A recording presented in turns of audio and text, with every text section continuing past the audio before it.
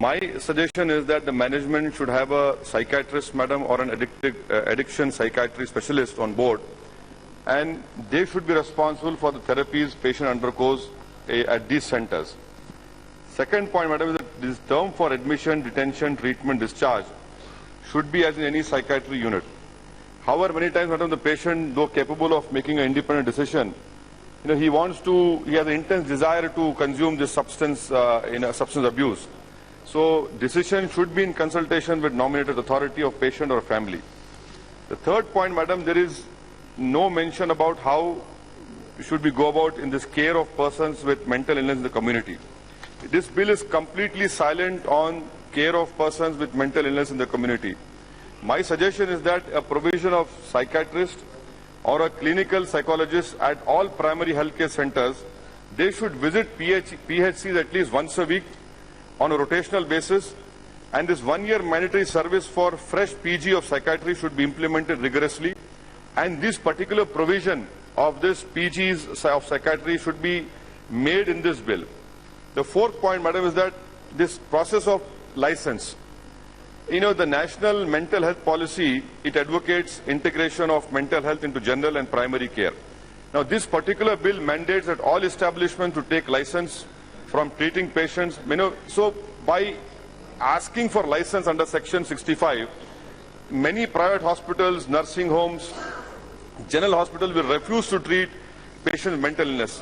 So can the government consider, have a relook at this whole insistence on having a license? Madam, my sixth point is advanced directives. The problem with this step, madam, is that this is too hasty and ill-conceived in our country.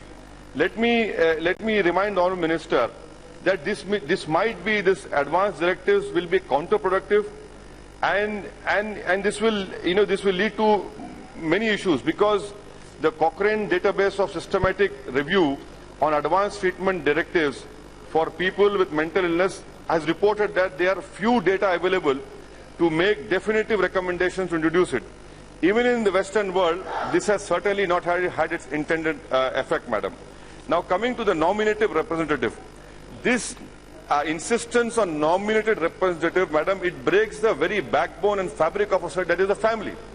So, the bill needs to make provision that at least one member needs to be present with the patient during the inpatient treatment, because family members around this patient would, it will lead to a lot of psychoeducation, and then supervised medication, and the rehabilitation process will be much faster.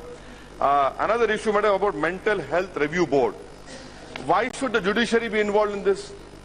In a mental health review board, why should the judiciary itself is incapable of clearing their backlogs? So, again, you're insisting judiciary involvement is this. I don't think so. This is required that judiciary should be part of this mental health review board. Madam, my suggestion is that this board should comprise of independent psychiatrists, family caregivers, and recovered patients, because this will go a long way in getting to know the real facts. And another alternative, madam, I propose that to create a board of visitors at each hospital. Lastly, madam, right to confidentiality under Chapter 5 of this bill.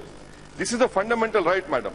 My suggestion to the Honourable Minister through you is that this information should be only given to family members, and that too in verbal form.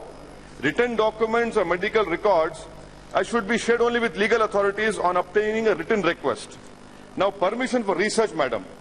This has to, this need to state authority should give permission. Please delete it and incorporate as per ICMR guidelines, because too many regulations can undermine the whole research. Now, last point, madam, which my honourable colleague over here mentioned about the definition of mental health. My opinion is that the definition of mental health is very broad-basedly covered under the National Mental Health Policy, and the WHO definition is quite clear.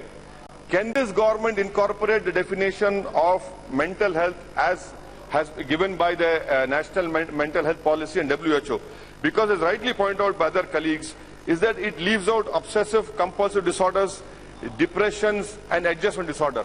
So I hope that these few points which I have mentioned over here The Honorable Minister will take note of it, madam. I support the bill. Thank you. 3 मस्जिद 1 मंदिर, मंदिर हिंदू समुदाय के द्वारा है, 3 मस्जिदों पर mic रहेगा लेकिन मंदिर से माइक उतार दिया जाता है। क्या यही सेकुलर एजेंडा है इन लोगों का? यही सेकुलरिज्म है?